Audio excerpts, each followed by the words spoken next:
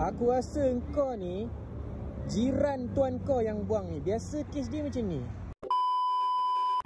Aduh, siapa buang kau ni? Ada rantai masalahnya ni, tengah-tengah highway ni.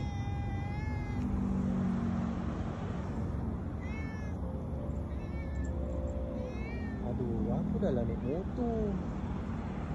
Kalau naik kereta tak apa ke balik-balik.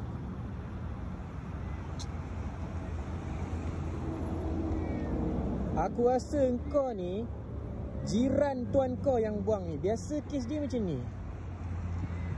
Punya baruah kalau jiran macam ni, sebab aku dah pernah kena. Allahu Akbar. Kau nak buat apa kat sini weh? Tak logik kalau kau boleh sampai sini. Siapa buang kau ni masalahnya ni?